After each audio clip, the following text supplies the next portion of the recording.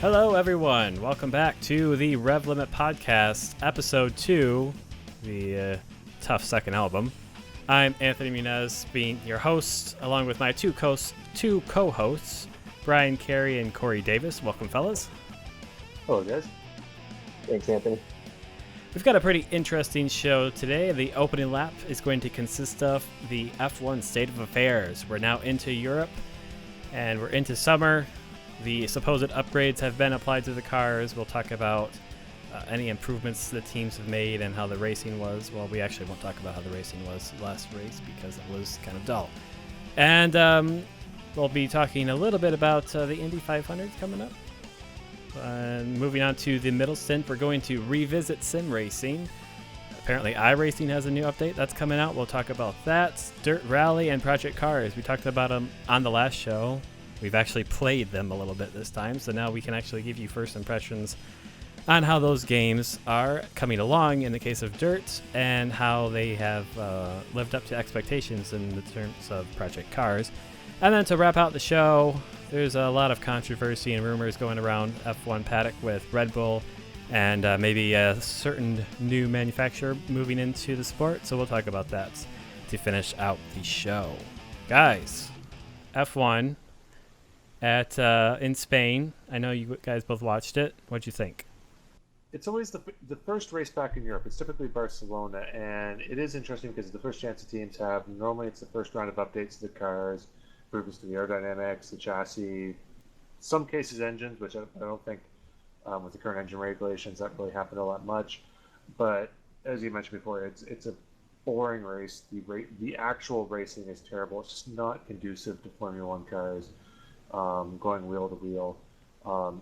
I mean, everything except the first race in 91 where Mansell and Senna, the iconic, they're inches apart going to the straightaway, sparks flying.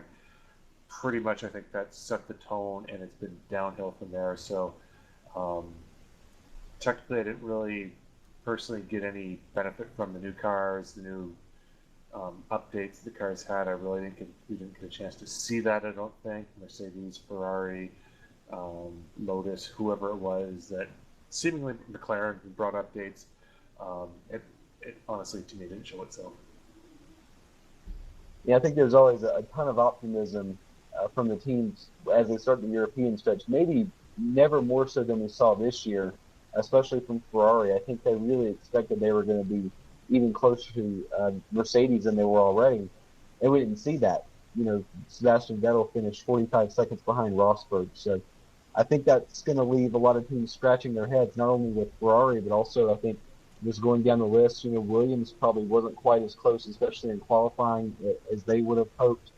I think, like Brian mentioned with McLaren, I think they really thought that they could come out and challenge there, and the sort of strange circumstances with Alonso. Apparently he had a visor tear off that got stuck in his brakes, so that ruined his race. But I mean, listening to Jenson Button after the race, he said that was the scariest 30 laps of his life because the car had such bad grip during the race. So I think that's going to leave McLaren kind of scratching their heads as well. So basically what it tells me going into Monaco is that Mercedes is still the team to beat, and now they're coming into Nico Rosberg's playground. So it's also maybe a case of a turning tide within the Mercedes team. Maybe now Rosberg has the momentum, and as we go through Monaco, we'll see if he can hold that. Yeah, I watched FP1 and FP3, and I know different teams took different approaches to their updates. Mercedes brought, I believe, 6 new major updates to their car that they at least told the press about. And I believe Ferrari had something like 16 or something around that nature. So you're going with quantity versus quality, that sort of thing. It really seems to me like everyone kind of cemented their positions, at least around the circuit. Mercedes seemed to be a little bit further ahead of Ferrari once they were actually out in front of them. That is, of course, these cars aren't, especially around this circuit.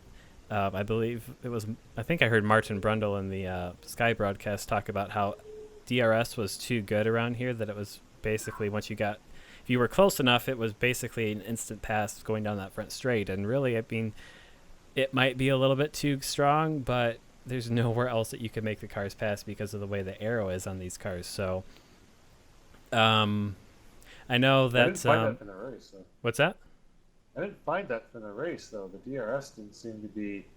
I mean, Lewis got within, you know, with the DRS of Vettel. There was times the drivers got close to in DRS range, and I mean, it helps like it helps, but it doesn't. It didn't seem like it was that significant, at least up at the front. Yeah, it depended on the cars. The top cars, it definitely didn't really seem to do anything. A lot of it is how well you could get off of the final corner. You know, if you could get on the throttle and stay on it coming off, you'd have a much better chance. Which the you know, like when Hamilton was chasing Vettel, he couldn't get the downforce to get that fast run and stick close to him going onto the front straight. So you get DRS and you'd get close, but you couldn't actually make the pass. So it kind of depends on the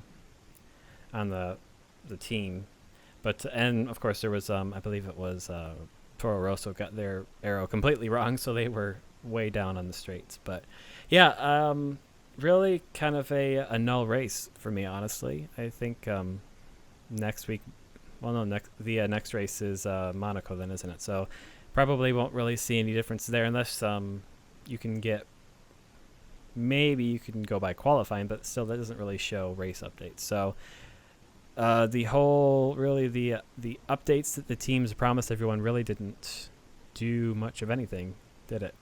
No, I mean, it's always an improvement. Like, it's always, you get to the point where, I mean, all the teams are pushing forward and they're bringing updates and they're trying new things. Barcelona tends to be the first track where they can try certain things, where I think in Ferrari's case in particular, they were trying a lot of things this race, and my understanding was they split some of the updates between what Vettel had on the car, and Raikkonen kind of stayed with an older spec so they could directly compare the updates that they've had. And my understanding was more with the idea that knowing they're not quite at the Mercedes level yet, but they're close, they need to do something to try to close the gap because they have nothing else to lose. They weren't going to win this race, barring retirements from Mercedes. They've got close over the flyaway races at the beginning of the year, just with their initial package. But to make up that final little gap, they're going to need to try something a little bit different. I think that's what they're going with this race here, and it didn't quite work out in Barcelona, but I think wait until we come over to the Canadian Grand Prix. Monaco, there's not going to be a lot that you can do there from Barcelona, but I think once you get to Canadian Grand Prix, we're going to start to see the actual, knock-on effects of what updates the teams have brought and how that's going forward going to affect their performance. And I think in this race, at least, Ferrari was probably counting on the weather to be a little bit warmer, probably conditions a little bit more like what they had in Malaysia when they won.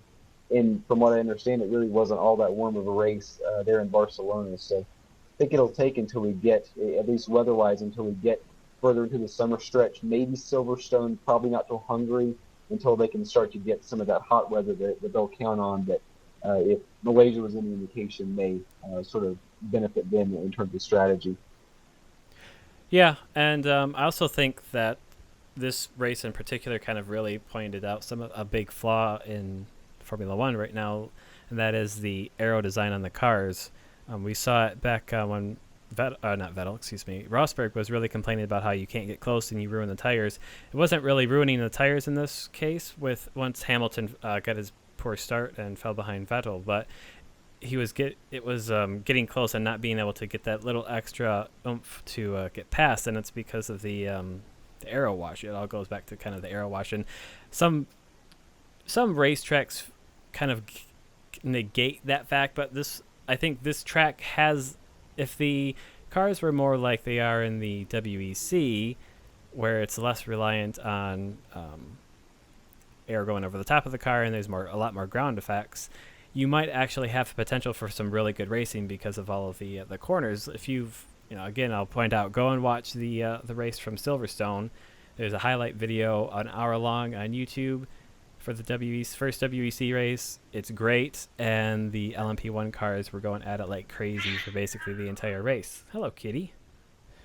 But yeah, I think this kind of really pointed out again. I mean, it points it out almost every race or every year, but at least recently, that F1 really should kind of take a look at changing some of these regulations to make the racing more interesting rather than just kind of putting band-aids on the problem that essentially what DRS is at the moment. Yeah, well, I will just say that in the Spanish Grand Prix, part of the problem with Barcelona is it's just no matter what you do. Like, I mean, I guess WC, like more ground effects, less aero. I mean, that's always idea, like a good solution, because it's not, you don't get that aero wash. But Barcelona is just a terrible track for that. You go into long straightaway, which is fine, but then you've got turn 3, which is an extremely long, basically off camber right-hander up the hill that you're getting, if you're falling behind another car, that's the first part of the lap. You're getting massive aero wash. You're working the front tires a lot harder than you should. But again, going back to my point, where the aero is basically poor for racing with F1. If it was more in line with what the regulations the WEC is currently using, where the majority of the aero comes from the ground effects on the cars, then you wouldn't really have that problem anymore. You would be able to get close in race despite the what the track is doing. Yeah, I just think, and which I absolutely agree with. It's just that Barcelona it's really bad for how the way F1 is set up right now. Mm-hmm. There's a lot of tracks in F1 where you get a lot of good racing.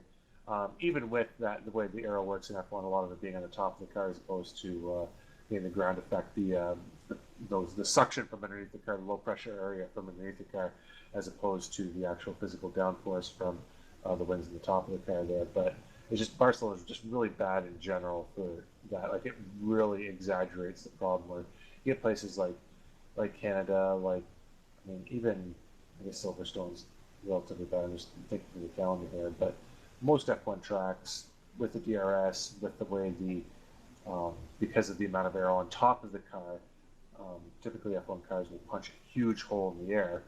You get a massive draft and you get a long straightaway, but that only works if you're able to get close enough for that to take effect. I've always disliked Barcelona for that reason. It's been like that since, I think the first race was in 1991, and it's been like that the entire time. Like, it's just a track that needs to go away.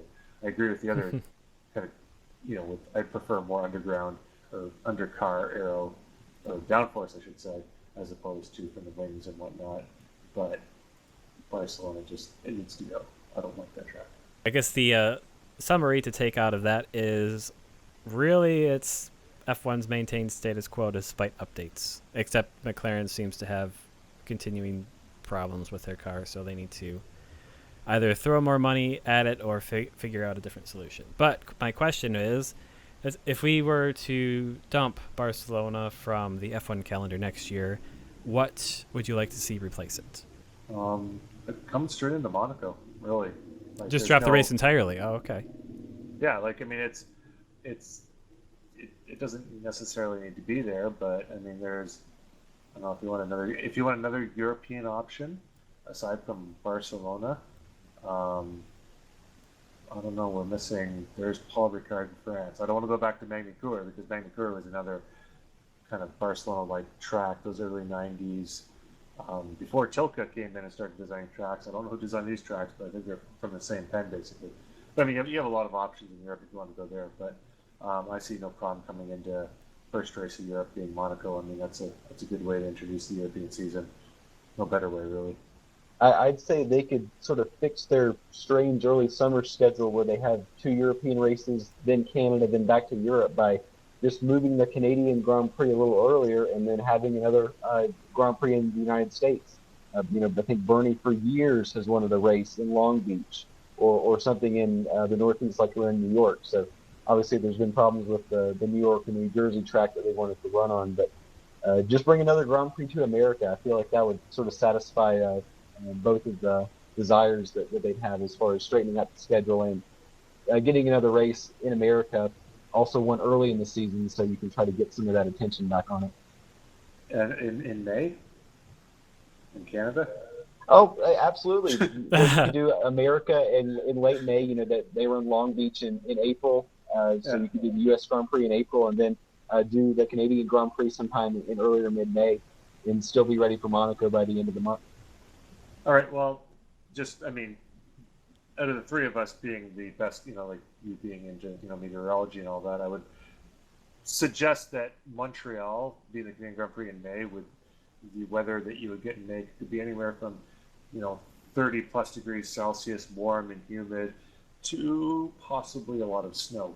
So it's it keeps things interesting. I yeah, mean, Yeah, that's a good challenge for the F1 on an team. ice They can track. turn those wings into snowplows if they need to. yeah. All right, all right. Well, I don't know how to segue from that topic, but F1 look into that. I think that would make a good spectacle. So I guess speaking of spectacles, the Indy 500 is coming up fairly soon, and that's a pretty big spectacle for motorsport in North America, at least. Brian, you had a particular person that you wanted to talk about.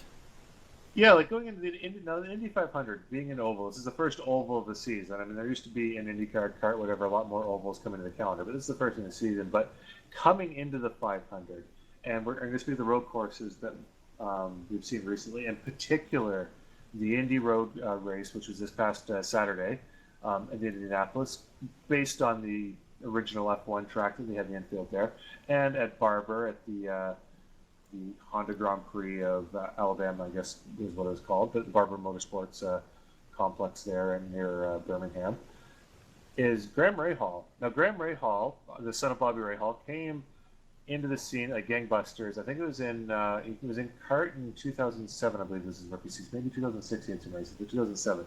His first IndyCar IL race in 2008, he won in St. Petersburg. I think he was 20 years old at the time. Like, just comes out of nowhere. Son of a former champion, former Indy 500 winner, Bobby Rahal, wins a race right off the bat, and great things are expected of him. Ever since then, unfortunately, it just has not come together for him. He's gone downhill from there.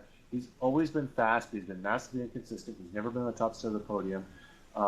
He's had a lot of potential. It just has not been realized, and it looked like it wasn't going to happen for him. Suddenly, the last couple of races, Barber and Indianapolis, the Grand Prix, like the road course there, he's been on fire. Like, he's been by far the most impressive driver out there. The difference in IndyCar this year, they've added aero kits, which they haven't had before. They've had two engines. They've had Honda and Chevrolet, different engines, the same Dallara, the W12 aero kits. Everyone's working with the same chassis, and honestly, the engines had nothing to differentiate themselves. Now they have the two aero kits, Chevy and Honda, and this year it's been very clear that Chevy has had the better aero kit package. What? It's been more consistent. Yeah, I know. Chevy making good aero? That doesn't seem right. In fairness, Chevy is the brand they put on it. That's true. I don't know who's in charge of it, but the whoever's designing it, they put the Chevy. It's not something you would think of. Regardless, it's been the dominant package. It's been tested by Penske. It's been tested by Ganassi. Those two teams have put a lot of testing mileage in for that particular aero kit, and it's done the job. It's been consistent. It's been fast, and it's been, I would say, not significantly as far as time, but significantly as far as whoever runs a Chevy is clearly 90% of the time ahead of the Honda guys. But Graham Rahal driving a single car team for Rahal, Letterman, Lanigan Racing with a Honda package, not qualifying very well, but he's raced two extremely strong second places. At Barber Motorsports, he was closing down Joseph Newgarden, past Scott Dixon with 2 laps to go at Barber, and was closing those guys down at 2 to 3 seconds a lap at the end of the race, and give the race another, if sort of thing, giving the race another 2-3 laps, he wins that Barber race. Indianapolis as well. Will Power dominated the whole event. Graham Rahal gets to the end of that, and he closed him down. I think he finished at the end 1.4 seconds behind Will Power in the dominant Penske Chevrolet package. And it's just the kind of performance that was promised back in 2008 with Graham Rahal as, I believe, early 20-year-old, 21-year-old second-generation driver that kind of had gone off the rails for the last 6-7 years, and it's suddenly he's back and he's pushing up front. I think there's a very tangible change. I guess it's kind of a belief. It's a confidence thing. He's starting to believe again, and I don't want to predict the rest of the year, but it's good to see that back. Like it seemed like him and we'll throw Marco Andretti in there as well, being a third-generation driver. Marco Andretti, with Mario and Michael ahead of him, but he had a lot of success early on in his career and has kind of tapered off. And they're both capable. They're not just filling up space. I mean, they're capable IndyCar drivers, but you get the feeling that from the beginning of their career they should be winning races, and neither of them have. But Graham this year has really stepped up and has really pushed that car forward. Yeah, after the Barber race, I would have been willing to admit, that that's just one time. Anything can happen one time. You guard the one at Barber, that could have been a one-time thing. But for Rahal to come back last weekend at Indy, and even though he didn't qualify well, he started, I think, 17th. That race pace he had is absolutely legitimate. And you look at the guys that he's running against. The finishing order, for instance, it was Chevy, Honda, which was Rahal, then Chevy, Chevy, Chevy, Chevy, Chevy, Chevy. The next Honda was ninth place. So really he's, I don't want to call it David against Goliath, but it really is taking equipment as far as that Honda power and aero kit that it's not quite up to the Chevy pace and absolutely challenging with it. I know one change that they had made this year with Rahal's team is that his dad, Bobby Rahal, isn't on the pit box anymore. At the end of the Barber race, he was basically just in the stands. And just reading some of Graham's quotes, this is from the Fort Wayne News Sentinel. He said that it used to be his dad would be on the pit box and he'd say, "Go past people," and he's in 10th or 11th place. And Graham said it ticked him off a little bit. So don't really want to draw a direct comparison, but I know I used to bowl a lot when I was a kid. And if my dad was there with me, every time I would throw a ball, he would try to correct me, about my technique or whatever. And that's stressful. So I can imagine just from that if that's what Graham was dealing with, that would be a stressful situation. It's not necessarily conducive to a good performance. So I don't want to credit all of his success to that one change, because the first two races of the year he didn't do that great. But recently I think they finally got whatever they need to dialed in, and it's definitely looking like he's a real contender. That's very interesting. My follow-up question to that was going to be, what do you think is different about this season that kind of helped us spark this change? And I think most people can probably relate to an overbearing parent, at least to some degree, and at some point in their life. So he's basically down in I don't want to say inferior hardware, because they're both cars I'm sure are quite capable, but obviously you guys say that the Chevrolet package currently does have the advantage over the cars. So I would have to assume that were he placed in an equal car, that being a Chevrolet, he would be winning races. So is it just down to kind of he had a great race and that kind of sparked that return to confidence again? Or what do you think it is that, besides the possibility of his overbearing parent, could have brought on this change? Or is it just, he got rid of his dad and now that's kind of, it took a little while to clear his head, but that kind of did it for him? Yeah, I think it comes to like a belief thing. I feel it's just confidence, because the last couple seasons, last year with, his dad's team, like the Rahal team, he was with Chip Ganassi before, and there were times like he's always shown he's had the speed, and the fact that he hasn't had success, I can only surmise, is kind of like the intangibles, be it like, his well, in this case, his dad in the pit wall. I'm sure that didn't help, but that wasn't the case at Ganassi. Like he wasn't part of that. Like, Bobby had his own team, like his dad, and he was on a different team, and he's always the same thing. I think it's just, I don't want to say he's because he's lived a kind of privileged life, but he's got the Rahal name. He's been racing these cars since a very young age. It's come easy to him up to a point, but to get over that edge is not a natural skill, because he obviously has natural skill. It's that X factor, whatever it is, and I think I'll call it the belief. Like you say, he had the good race in Barber. He's had good races before, but Barber really put it together where he showed, okay, these Honda cars don't have the speed of the Chevys, but he was able to drive it faster than all but one of the Chevys, and I would argue faster than all of the Chevys at that race. Yeah, if he started up the grid higher, he probably would have. Possibly, yeah. There's some pit stop issues at Barber that cost him a little bit, but also maybe helped him a little bit.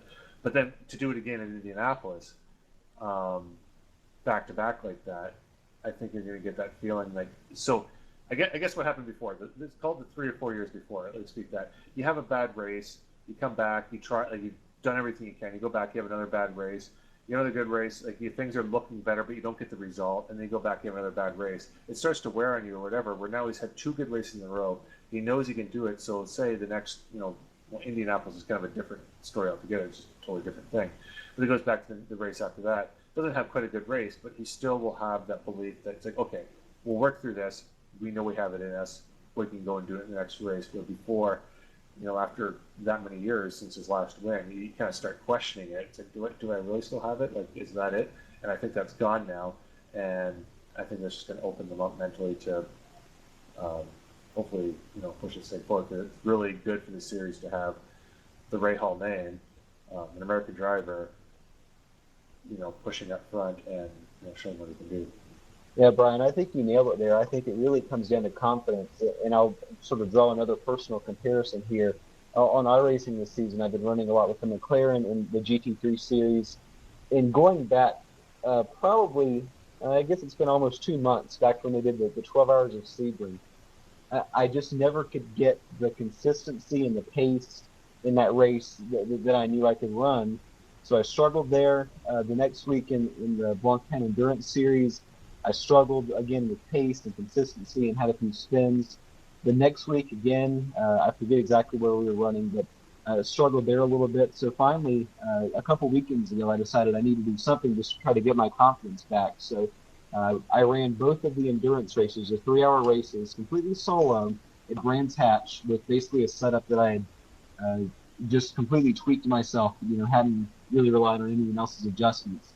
And I went out there and slowly that pace started to come back to me and the confidence came back. And this was at a track at Brands Hatch that doesn't suit the McLaren all that well. It seemed like it was the BMW's playground. And in fact, in the first race I ran, and I was the only McLaren that even finished the race. So that helped. And then the second race I ran, by the final stint of the race, I was running the fastest laps I had run all week and all my practice. So I think it really can be just something mental where after you have one bad race, that doubt and that uncertainty in your mind just grows and grows. And finally, it really takes a really sort of a concerted effort to get that back. So I'm not sure whether that moment happened at Barber for Graham. Maybe it happened before then, or maybe it was just sort of lucky that in the way things played out at Barber, where sort of he was the top running car that wasn't saving fuel, that he wound up being that far up. But again, I think we saw that in the race results from Indianapolis. I don't think the Hondas have anything close to the qualifying pace that the Chevys do right now. But during the race, really just being able to work his way up the field, I think, is going to only boost his confidence even more. Even though it's another second place finish, and all the drivers want to win, I think seeing where he finished compared to a lot of the other guys and some of the equipment has to be just a huge help. And like Brian said also, just having an American name has got to be good for the series. And now you think, coming into the big Indy 500 race, that's something that's marketable. And especially having a new sponsor this year, I think they brought Steak and Shake and Maxim on board the car. That's huge for those guys, for the whole team and the sponsors and the American fans. So I think if all goes well, that'll just help their confidence continue to grow, especially as now we head into the summer stretch, some races where we'll see if the Hondas can pull back, where Graham would certainly look to be more competitive. All right, well, Corey mentions a little bit about his sim racing experience, so we're going to move on to the middle stint of the podcast, and this is actually going to consist entirely of sim racing. iRacing has one of their quarterly updates coming out very soon, and they just released some details about that. Corey, why don't you take us through that? Yeah, that's right. Within the last week, iRacing released the schedule for Season 3, which will begin in about a month, and they gave us some clues about what will be coming in that update. The first one is some shiny new content. We'll be getting a new car, the Aston Martin DBR9. It will race in the same class as the Corvette C6R, a couple of GT1 cars. So even though they haven't raced on the track together in several years, we'll be able to continue those great battles that they had at Le Mans and some other places on the virtual track. Certainly that's going to be a popular series. It's going to be open setup, of course, 30-minute races. So definitely very, I think, manageable as long as we can manage these cars. And certainly the Corvette can be a handful at sometimes. There's also an oval track coming, a short track in Florida, Five Flags Speedway, where they hold a pretty famous short track race called the Snowball Derby every year. So if you're of the short track oval mindset, that's one you probably want to grab. As far as other updates, they have said that for any of the series that run with qualifying and races in the same sessions, they will actually be switching over to using dynamic or realistic weather for those. So in other words, when you join a session and get into qualifying, you'll never know what the weather's going to be. So think that's going to be a good thing. It keeps people from being able to hammer on their setups all week, get it absolutely perfect and tuned in for specific weather, to be able to go in and have no problems in the race. I think this is going to keep everyone on their toes a little bit more. So that's not going to be across all series, but I think right now the Star Mazda, the Skip Barber, it's going to be the 2 GT3 series will do that. So that's going to be pretty cool. One change that hasn't been as well received is that the Rough Cup series that uses the Roof RT12 C-Spec car is going to go to a fixed setup next season. The justification from iRacing has been that in a lot of the Carrera Cup type series around the world, those cars basically run in pretty close to a fixed setup environment. So they said they want to try to emulate that, but also, as we see, especially on the oval side, fixed setup series are just more popular. I think for a lot of people, they're just easier to get in, and they just don't have to be concerned about other people having those setups that they've worked on all week. Personally, I can see both ways. I can see that this might make this car in particular a little bit more approachable, but also having run this car competitively last year for several seasons, I can tell you it's not the easiest thing just to do it on arrive and drive racing. It actually requires a good bit of practice. Really, you have to get used to the characteristics of this car with no ABS, no traction control. So I hope that the races in the new series won't just become wreckfest because of this, but I guess time will tell. And of course, also this series runs in the IMSA sanctioned series with the HPD and the Daytona prototype and Ford GT. So anyone who still wants to get their open setup fixed with the Roof can actually go run there. That's what's coming. So guys, are you going to plan on running the Aston Martin or the Corvette next season? And what do you think about this move towards a lot of more dynamic conditions? But we're also promised that maybe by the end of the year, we'll start to see the first bits of dynamic track surface modeling, like rubber building up, marble on the track, things like that. Just to clarify, the GT3 version of the Aston Martin is not out yet? No. That's right. I think that might be the next Aston they work on. They've said they want to get the GT1 out initially just so the GT1 series will be multi-class, and then I guess after that they'll probably move on to the GT3 version. Okay, that's interesting. Yeah, I'll probably jump back into iRacing and check it out to see how the Aston is. I know I've been kind of waiting for the GT3 version to come out, simply because I think that that's kind of one of their more complete series or classes that they have. So it would be nice to see that expanded even further than it already is. So I'm looking forward to that. I will get in and try out the GT1 version of it. So I think that'll actually be pretty cool because you can kind of go back and recreate the FIA GT1 championship that used to run a number of years. I think probably maybe 5 years ago at this point, maybe a little bit longer, but that'll be cool. I am really kind of uninterested with the dynamic track surface at this point until they get their dynamic lighting system finished.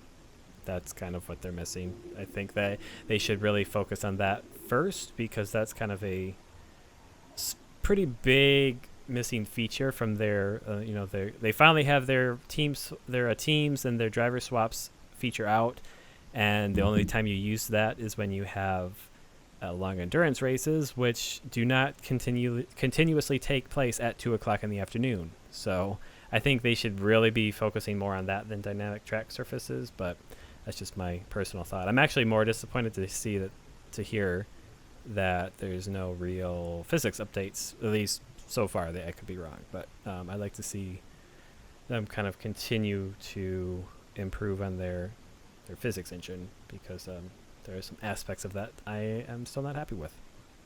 And I should quickly speak to that, Anthony, about the day-to-night transitions. We're promised, at least by Tony Gardner, the iRacing president, that they will have DirectX 11 working by the end of the year. Of course, that's not just going to be a light switch that, no pun intended, that they can turn on and it will suddenly make all the track lights come on. I think they still have to model a lot of the light sources around the track. So in that sense, probably still a ways to go before we see that dynamic lighting.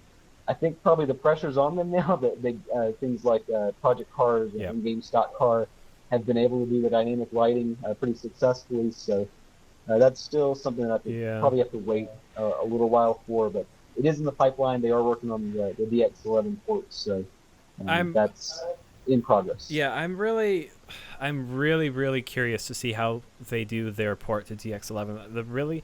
The big problem is that that their engine now is ancient compared to what you can do with modern tech, and like the actual the physics behind it, or the data behind it, is obviously good because they've spent a lot of time collecting it and refining it and all of that. But the actual, like, the graphics renderer, that thing is ancient now.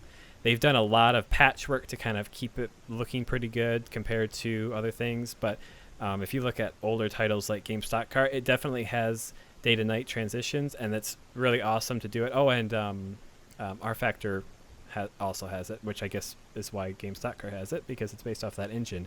But when you get down to like the night races, and you have cars turning on their headlights and things like that, you really start to tank the engine because of all of the dynamic lights that you use. So especially if you have larger fields. If you keep it kind of small, it doesn't, and you have a pretty strong computer, it doesn't hurt you too bad. But it's just kind of pushing the limits of what that engine can do. And I'm kind of worried that that's one of the reasons why Data Night is taking so long for iRacing, is because they can't really get it to work in their current engine, and they probably either don't have the resources or the desire or the money, or a combination of all of that, to bring iRacing into a modern day engine.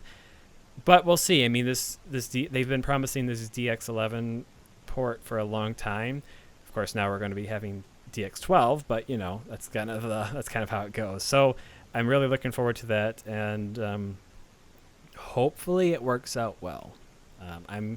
Of course, I really want it to do well, because I'm at the moment kind of indifferent about iRacing, and I want a reason to kind of get back into it hardcore. All right. Well, let me transition that into Project Cars, because we go with the dynamic weather and lighting, and like that's kind of how I want to like compare and contrast the two. Now, I don't have any experience with GameStop Car. I do have with R Factor and the like titles, so I'm going to assume they're relatively similar. But the thing with Project Cars, and I've had that for a few days now, and I've been running it pretty consistently for them, I am having a lot of fun with it. It's a great game. It does remind me more of, I mentioned the last podcast, kind of like the Toka race driver thing from Codemasters. It is more along the lines of the, like, say, GTR2 titles that these developers had worked on before. Like, that's kind of the predecessors, if you will, to this particular title. So I'll speak about those things first. Like, the day-to-night transitions are fantastic. The lighting in it is awesome. Like, even on my... Well, I have a relatively decent system, but we were talking about this before. Like, would it run on my systems? Yeah, like the craziest weather at full detail, I can't run anywhere close to full detail, but still at the detail I'm running it, it's pretty good graphics. Lighting's amazing. The transition from, say a moderately cloudy day to overcast to thunderstorms to fog is really good. I'm really impressed with all of that. And like the night transition, watching the sunrise and the sunset over the trees, the lighting of the trees is really great. However, with the weather and the lighting, between that and the physics effects that it has on driving the car, it does not feel hooked up at all. If it starts raining, you're going to get understeer in these cars online, and maybe a little bit more wheel spin. But that's it. Now, I've driven, and they have karting in this game, so they have 125 shifter carts, 125cc shifter carts. I've never done a shifter kart before, but I've driven the 125cc carts at roughly the same speed, and I know how they feel. And in the drawing Project Cars, they feel pretty good. It's not perfect, but it's a pretty good representation. But I've also been in a transition from wet to dry and from dry to wet in real life, and it doesn't capture that at all. Like it's graphically and visually and all that. It's fantastic. It looks great. But actually driving it, you don't get that feeling from a drying track or from a track that's from dry going to wet and trying to balance the grip and how the car feels and all that. You don't get that in Project Cars. So iRacing, and they haven't done the track model for that, but I get the feeling that with iRacing is they try to hold themselves physics.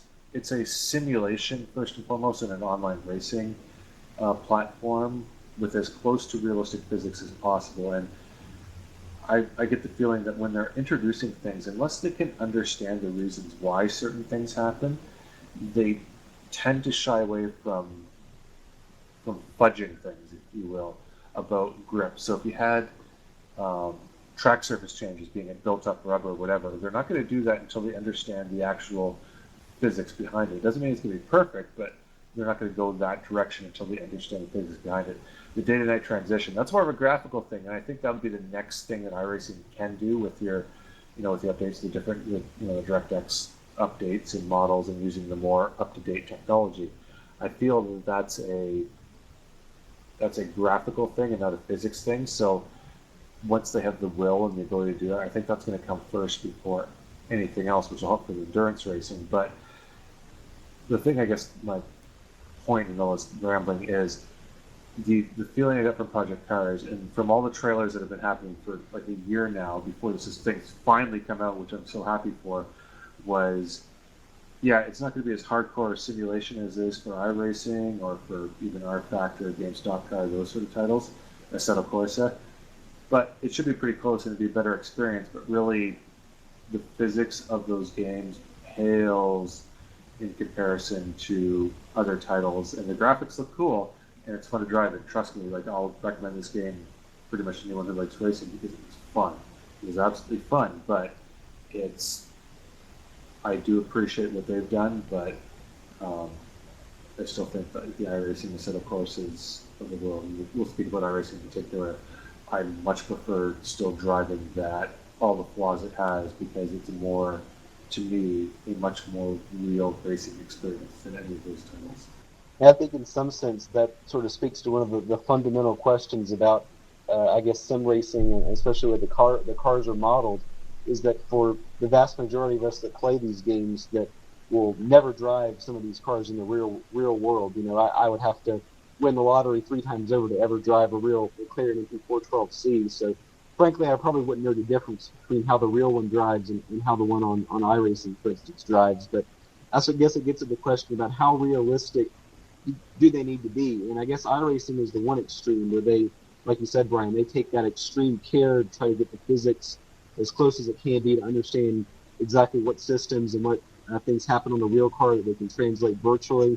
And I guess I see something like Project Cars maybe as the other extreme. And I don't necessarily mean this in a bad way, but I guess their big release is having multiple cars come out, so you get a bunch at once. And then somewhere in between those is something like Assetto Corsa, where we do get cars a little bit more frequently, but maybe they generally will feel a little bit better. But I guess just to relay one of the comments I've heard about Project Cars is that it feels sort of like instead of there being 4 wheels with weight shifting between them, there's sort of one tire sitting right underneath the center of mass of the car, and all the weight is shifting around that. So I guess to sort of get back to your point, Brian, do you think that those differences between the intricately modeled cars like we see, for instance, in iRacing and what we see in Project Cars, would that be a game breaker for some people, or do you think that as these evolve, I guess, is it savable? And I should also mention that by no means am I anti-Project Cars. Frankly, I haven't driven it yet, but this is just sort of the impression that I get, and I think that a lot of other sim racers are getting so far from the early reviews. Yeah, well, I think it just comes down to the expectation of what you want these things to be. Project Cars is what it is. Like it looks great. It's got a lot of cars, and this is the other thing too. When you talk about physics, there's so many different ways you can look at the physics. Physics in, say, Project Cars is like, okay, what's the acceleration? How fast can these cars take corners at certain speeds? Like, are the times realistic to what they can do? I would say, and I can't say this for sure, but I would say, yeah, like it's pretty good. Like, they don't have to laser scan tracks. Whereas, then we'll go to the other extreme, which is iRacing, which is trying to go for the pure sim, trying to get all data-based. Like, if they can get the physical model and they get the mathematical model, they can model into the simulation, they'll do that. Where I feel that comes apart is I think iRacing tends to overreach a little bit with that, is to try to get the actual full-on feel, because they're getting so intricate in all the physics that if they miss an aspect that's relevant in real life, you miss a little bit of feel. So there's been definitely updates in iRacing where, like, certain cars in particular, called the GT3 cars, which we run in our series, like, Anthony, Corey, and myself, some of our other our friends in our team for Kaiser Run Sport there, that we run the GT3 cars a lot. And there's certain holes in the physics that you could feel, like a certain low speed, certain conditions. Yeah. It feels great 90% of the time, but 10% of the time there's just something wrong with it. Whereas something like Assetto Corsa doesn't go into the detail of the physics of everything as detailed as iRacing does, but I find it's a more consistent experience. Yeah. And then you go to... Yep, that's my big thing right there, is because iRacing is so focused on being exactly right to matching their real world numbers that they also kind of don't take into account things like fun maybe might be the right word. I don't know how to explain it. My thing was this year and towards the end of last year, I felt like I wasn't having fun driving iRacing's cars, and part of that was because I was so hardcore in that game for a number of years, and you tend to tire out on things after you do it for long enough. But also I would spend hours and hours practicing to drive around a pretty big flaw in the physics of a certain car. And sometimes, despite how long you would practice, you could still have a poor performance because of that flaw, and it wouldn't matter how much you practice. And that to me isn't fun. That's why when I play something like Assetto Corsa, it might not be as accurate to real world data like iRacing is, but it also delivers a more consistent experience that feels authentic to me.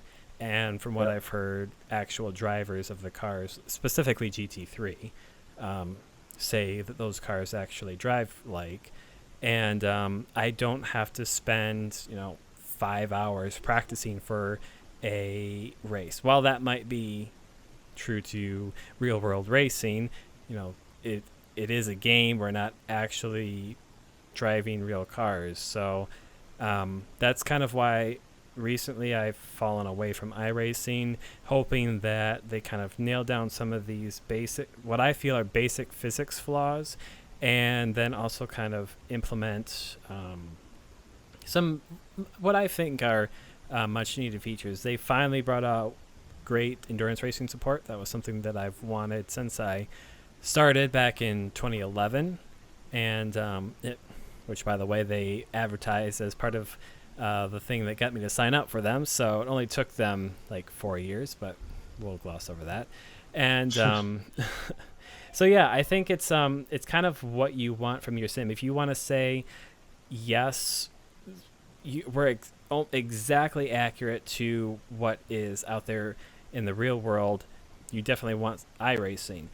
But I also, after driving GT3 cars in iRacing and Assetto Corsa, I get the feeling that I could take one of those cars, a GT3 car, out on a track and get fairly comfortable in it. And even though Assetto Corsa didn't have necessarily all of the real world, God, that's a tongue twister, real world data to back up their cars. Yeah, I think I absolutely agree with both of you guys. If there's one big criticism I have about iRacing as far as that goes, it's that they way too often miss the forest because of the trees. And to give an example, right now their current series that's modeled on the real Tudor United Sports Car Championship includes 4 cars, none of which would be legal in that real world series. And I think I got through that word better than you did. I think you did. But in my opinion, that's something where, okay, so maybe if I hop in the Ford GT in iRacing, it's modeled really well to how the real Ford GT was. But if you would, offer me the chance to drive the Corvette C7R or the Aston Martin Vantage GTE or any of those modern cars, and just tell me they wouldn't be quite as accurate, I would absolutely pick that any day of the week over an outdated car that was modeled well but isn't around anymore. So I think that's a tough hole for iRacing to dig itself in, because especially nowadays we're seeing in all the different classes of racing, cars that they're scanning and modeling and getting on the sim are getting outdated almost as quickly as they're doing that. So unless they make some pretty big changes to sort of increase their output and hopefully not sacrifice too much of the quality, but I think we're going to see more and more of that. Okay, that's actually a pretty good segue into the next game, Dirt Rally. I've been playing that quite a bit. And this is something where they're not shooting for necessarily a mass market like you are with Project Cars, where they're hitting the PC market, but they're also hitting consoles as well, which you kind of, by definition, you kind of have to limit the quote-unquote simulation aspect of a game because of, mostly because of input devices. I mean, you can get wheels for consoles, but that's a very, very small market that actually has that. So you're kind of limited there. But Dirt Rally is more focused on trying to go back to a sim, and they're not focused about having tons of different cars like they were with the previous Dirt games, where you had variation after variation of rally car or fantasy rally car or something. They're having a solid core of, I believe it's 18 cars, and they're working on getting those absolutely perfect. So it's kind of similar. You start your career out kind of similar the way you do with Project Cars, although you do start with the bottom tier cars and then work your way up, whereas in Cars you can start wherever you want. But for this game, you definitely should be starting with the lower tier cars. In my case, I bought the classic Mini Cooper, and I'm very impressed with the I'm not sure how in-depth they're going with the physics, but it feels very good. It feels authentic, which is really all I care about.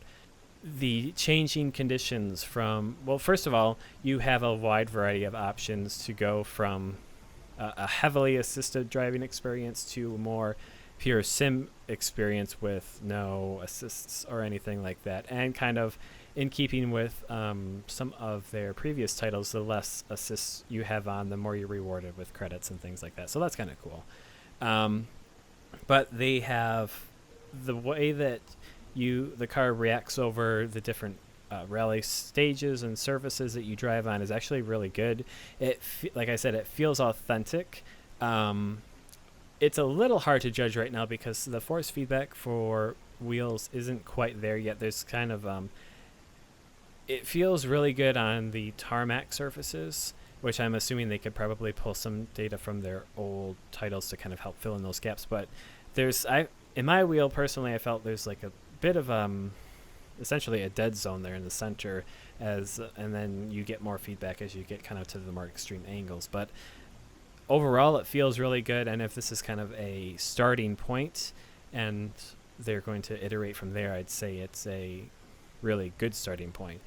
You can do the damage for the cars, which is kind of a big deal in Rally, because if you damage something, you either continue on with that, you're stuck on the stage and essentially out of the rally, or you get to the end of that stage and then try and fix it, but you're losing time. So damage is kind of a big part of it, and right now the model is, it's not great. Some things are actually pretty good, like there's various stages of wheel damage, and you can puncture tires, and they've modeled the tire carcass losing air and then still staying on the rim, and then eventually you do lose the carcass and then you have no grip at all. So there's very good modeling for losing air in your tire, then just having the carcass on there, which gives you a little bit more grip, but you're kind of bouncing around a little bit more and you don't have the same steering input, and then just driving on the rim of the car, which is basically turns the car into a 3-wheel. So that's I found that to be a lot of fun. It's only happened to me a couple times so far, but I thought that was modeled really well. On the other hand, your cars can take a lot of damage. I know the Mini Cooper isn't a strong car, and when I was first starting to get acquainted with how to drive these cars, because it does take a little while. If you don't drive with assists on, and you haven't played a rally game of any type for a long time, you're going to be crashing. So there's a bit of a learning curve, and I completely, essentially, should have wrapped my Mini Cooper around a couple of trees, and I was able to continue on, and I probably only had down to maybe 75% damage on their meters, and it didn't. I was able to continue the race without, or the whole rally without fixing it. So that needs some work, but overall, it feels like it's a really good.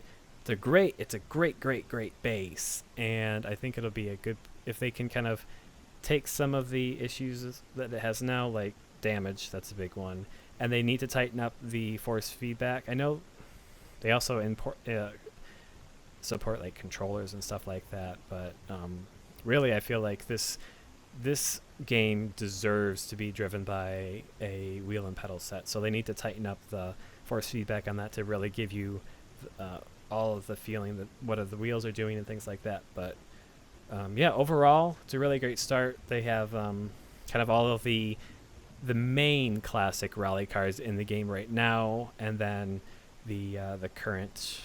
I believe there's a VW or something like that, and Ford Fiesta. So it kind of covers the base of everything, and apparently there's going to be modding support.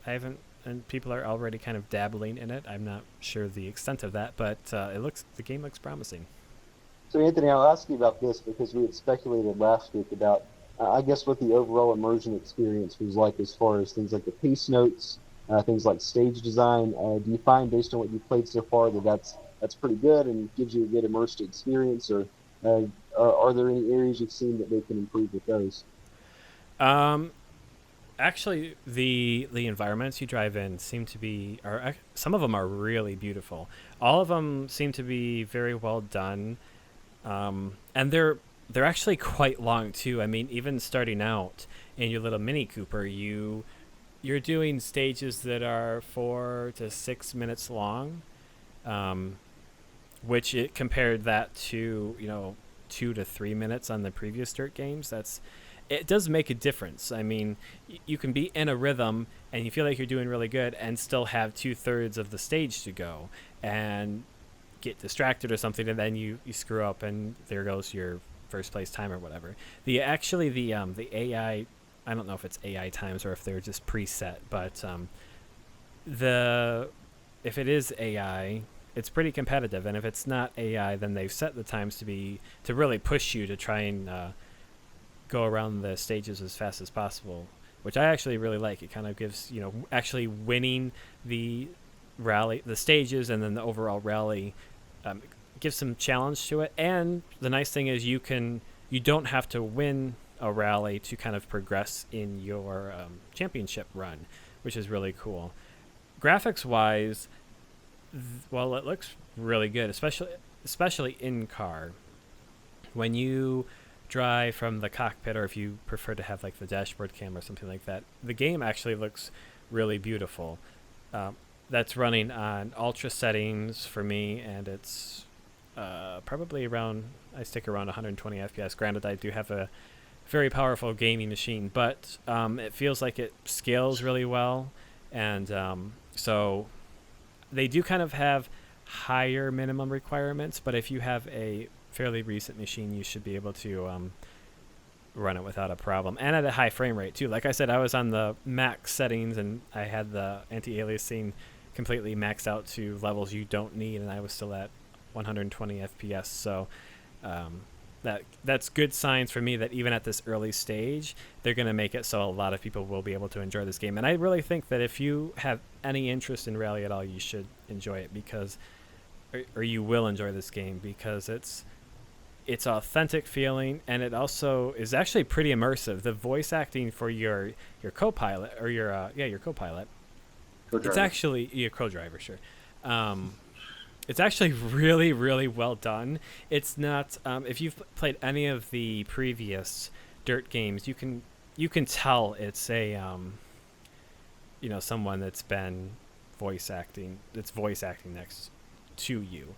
In this game, it's done to a much higher quality. First of all, there's no easy mode, so there's no slight left in how it's coming up, hard right, anything like that. It's you have numbers, you have your corners 1 to 6, and things like that, and it's really cool. So having that kind of forces you to think. If you're not used to rally, I found that to be, I'd get lost if there's a long set of instructions on what's coming up next. I'd be like, oh, what did he say? But I find that to be really immersive. And the guy that's they got to voice act, he did a stellar job. And at times I kind of forgot that what I was being voice acted to, and it felt like, if I really got into the moment, it felt like you could imagine someone that was actually co-driving with you, which was great.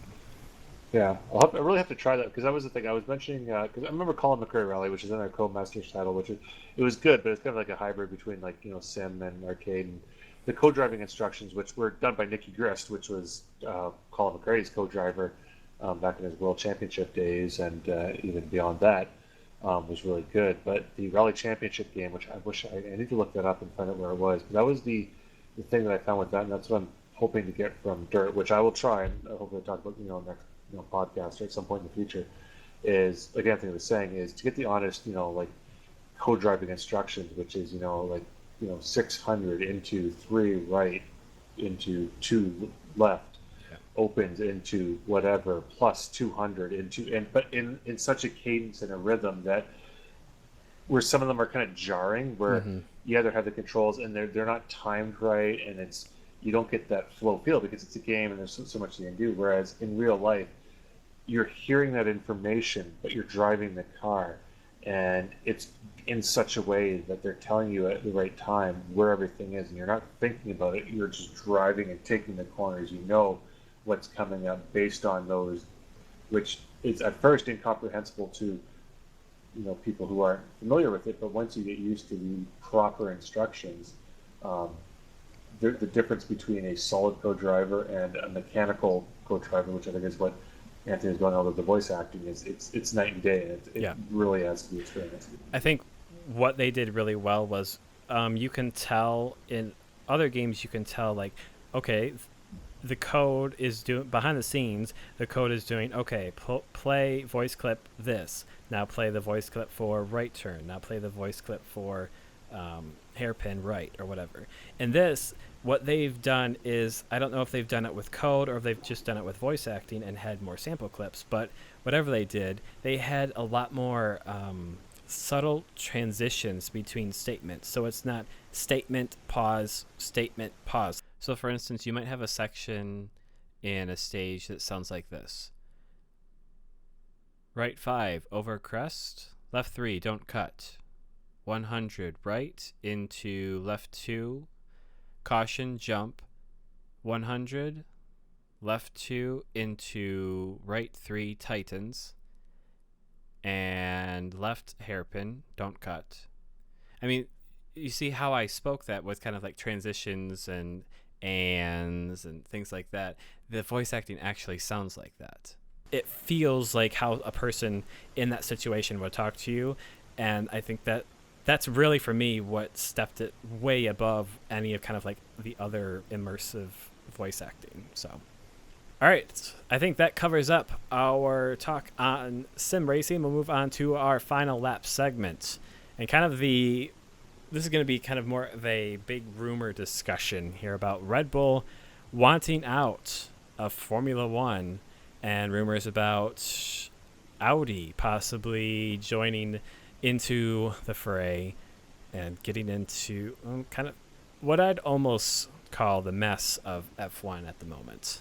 What do you guys think of? It seems that Red Bull is definitely out. They released a statement to, I think it was BBC Sport, saying if we don't have a competitive engine in the near future, then either Audi is coming or we are out.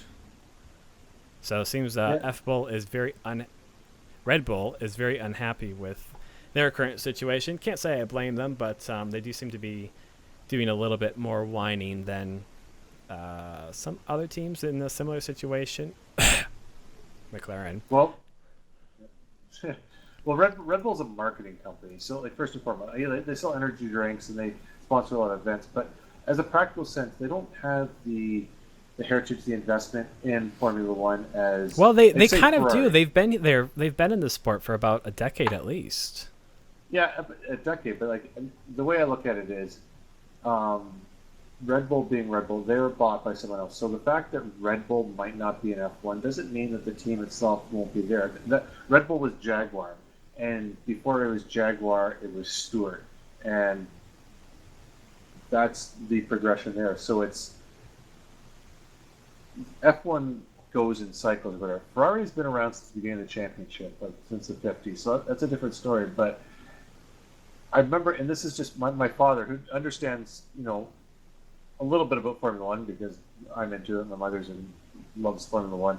I mean, he knows enough about it, but he asked me a simple question, and it's kind of like the state of Formula One now in the last, since I'll say the early 2000s when Toyota entered and threw a ton of money into the sport and got nothing out of it.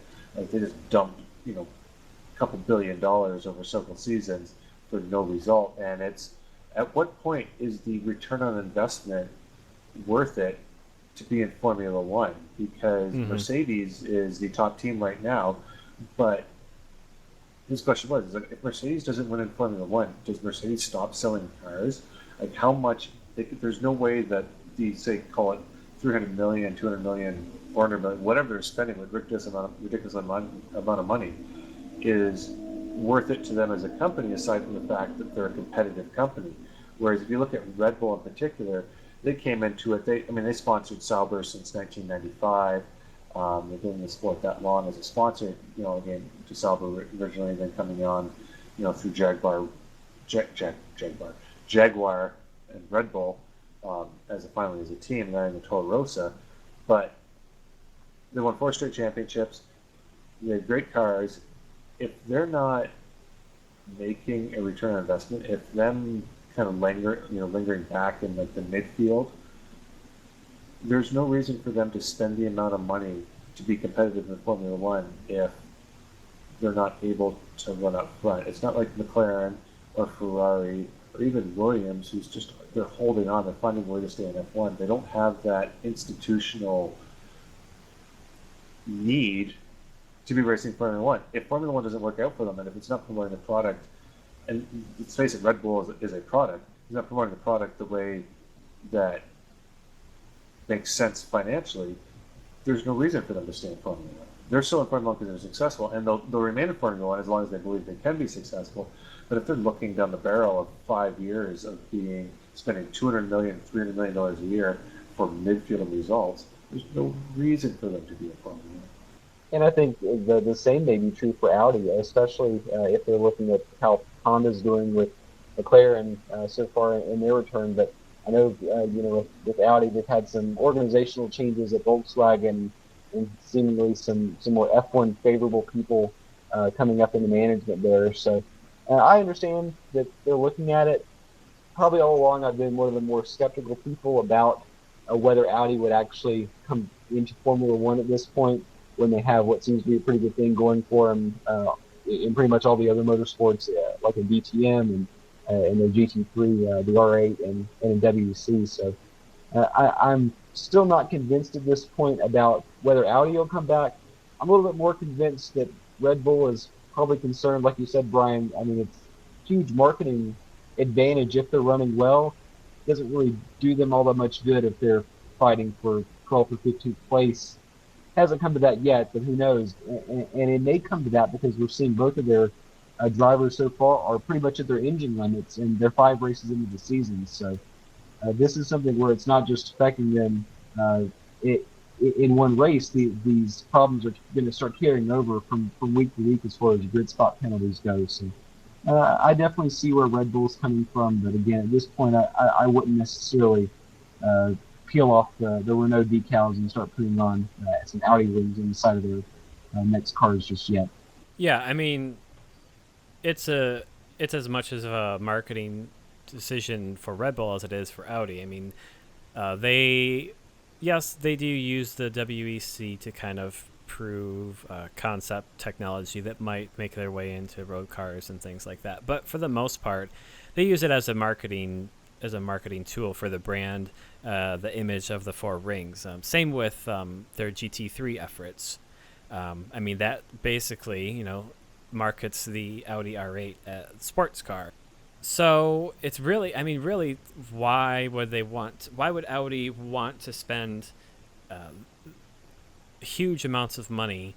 I mean, they're very good at engine manufacturing. They've dominated the WEC race. Well, the race at Le Mans for like 15 years or something like that. And that's, they were the first to bring in the diesel engine. They've made it work for a long time and kind of dominated that race. So, their engine side, they're very capable. They don't actually make the chassis that goes along with that. If you follow the WEC, you may have heard of Audi Sport Team Yost. And Team Yost is the part that handles the running of the team and getting a good solid car to put the Audi engine inside of. So I could see why they would want to kind of, if they were looking to get into Formula One, they'd want to partner with, a team like Red Bull that they do have resources to make a chassis and manage the team, and all of that is established, having their factory established all over the place already. And so if they wanted to get into Formula One, that would be kind of the place to start if they could keep all of the personnel, because obviously the personnel there know how to make a Formula One car to its current regulations. But I don't know. I really don't think it's all that much of a good marketing proposition, because right now you can see the racing is so much more competitive in the WEC than it is in Formula One at the moment. Why would you want to go compete into a series that one has a declining viewership, and one that you probably are going to have to spend a lot more money to be competing to win in than you are in your current endeavors in the WEC, which still costs a lot of money, don't get me wrong. It costs a lot of money to field 3 cars at Le Mans. That said, it's a lot less than Formula One, and it seems to be, one, they're established there, so it makes it easier, but the regulations allow for better entertainment value. Well, that's debatable because some people don't like endurance racing, and I understand that, but the potential for better entertainment for the fans, and there's also closer competition between all of the manufacturers. So when you do beat out your competitors, that you have more chances to beat them because one isn't dominating like Mercedes is in Formula One, and it gives you more opportunities to, when you do beat them, that you beat them because of your drivers were better or your car was better or things like that, however you want to say it. But yeah, it's an interesting decision that I think they would have to make. I know that, as Corey said, there's been a bit of a management shakeup there at the Volkswagen Group, so we'll have to see. The guy that was completely against investing in Formula One is out. Someone that's more favorable is in, but Audi did admit that if they were to get into Formula One, it still wouldn't be for at least a few years at this point. So, Red Bull is either going to have to come up with a different solution to Renault, or we'll see them pull out and the team will have to find new sponsorship. Or actually, Red Bull owns the team, so they'll probably be looking to sell it to someone. And as far as Audi's motives go, one thing I've always admired about especially their Le Mans program, is that pretty much the technologies they develop for those cars go into their street cars, whether it's with the diesel engines or even something like the headlamp design. So I like that, and we've seen some other teams like Toyota, and now with Nissan coming in, basically doing the same thing. So I can't necessarily see that an F1 effort would really help with their street car design all that much, because with the LMP1 cars, we're seeing a lot of the same energy recovery systems, things like that. So unless they're going to plan on selling street cars that have a wing that opens up, then I'm not necessarily sure where the benefit comes in. Yeah, Formula One is kind of a brand marketing strategy for them. And I mean, I suppose there's value in that, but I think most people are already aware of Audi. And If they're not aware of them, they're probably not someone that is going to be shopping for an Audi, in my opinion. I could be wrong. I don't have their demographic numbers, but that's my impression. So really, I think that they're in a really good spot right now with the WEC. One, they're proving their technology and their brand, because you always put your brand at risk when you go up against competition. And they've proven themselves for a decade now that they make quality stuff, and the quality stuff that is on their race cars hopefully makes it into their road cars. So personally, I don't really see a reason to join into F1. And now that the WEC is getting more and more manufacturer support, we have 4 now competing in LMP1 with Nissan joining. I mean, I think the more manufacturer support that goes into LMP1 cars, the more legitimate the World Championship is for that series. To the point where it could even compete with, the prestige that would come along with winning, in Audi's case, the Constructors World Championship for Formula One. Yeah, I just, for me, simply put this, I don't see personally a reason why Audi would enter F1. I don't see how that helps them. I like what they're doing in Le Mans. It's a lot of money. They have the engineering, but I personally don't see it happening. I don't see Red Bull leaving F1 anytime soon. I don't see Audi joining as an engine manufacturer. I wouldn't be surprised if it happens, but the two things, Red Bull leaving and Audi joining F1, I don't see that as the more likely thing happening. Just my feeling on that. Yeah, I agree. And, I would say Mercedes, look at getting back into the WEC. I know you left after your unfortunate incidents and design flaws back at Le Mans, but it's been a long time since then, so maybe it's time to give it another go. Yeah, they did launch a car 40 feet into the air from, for no particular reason other than, whoops, air. It was a experiment in, the design of their aerodynamics and things like that, and sometimes it doesn't work out. Luckily, there were no deaths associated with it, so... Just a lot of soiled underpants. Yeah. A lot of soiled underpants. All right, well, that pretty much wraps up the second episode of the Rev Limit podcast. Also, before we kind of close out here, I do want to mention the Nürburgring 24-hour race of GT3 cars, GT4 cars, and essentially spec street cars is happening this weekend, so you should definitely check it out. There's usually English commentary by Radio Le Mans that's available online. Check out the Nürburgring.de for more information on that.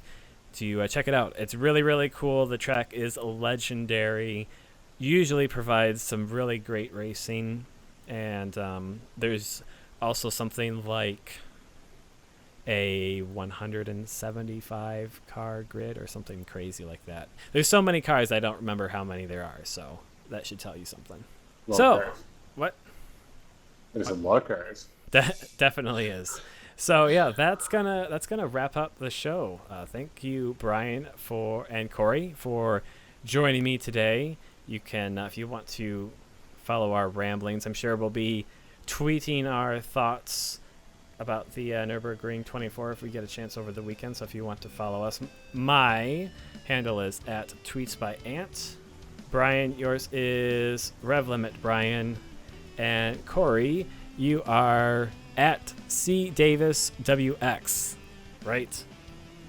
You got it. Yeah, I remembered it this time. That was embarrassing missing it out last time, so I got it this time. So yeah, I'm sure we'll if you can't catch the tweet or the coverage of it, or you just have to know our opinions on it, because why wouldn't you want to know our opinions? You can follow us on there if you want. Do either of you two have something you guys want to plug, or are we good? I'm good. Yeah. Okay. Well, Corey. I'm going to be watching Indy 500 qualifying this weekend. I'm going to say 230.5 4-lap average for the pole speed. Ooh, you heard it. That's he's made a prediction, so we'll have to hold him to that next podcast. All right, that's it, guys. Thank you for joining us. We'll be back next week with another episode. Again, if you have constructive feedback for us, leave it in the comments. We'll take a look and try to continue to improve the show. So thank you for listening. Have reasons you don't like me, then write those too. Yep. Go ahead and leave all of your hateful internet comments. I'm sure they will all be taken very seriously. Yes. All right, that's it. We're done. Thanks, guys. We'll see you next time.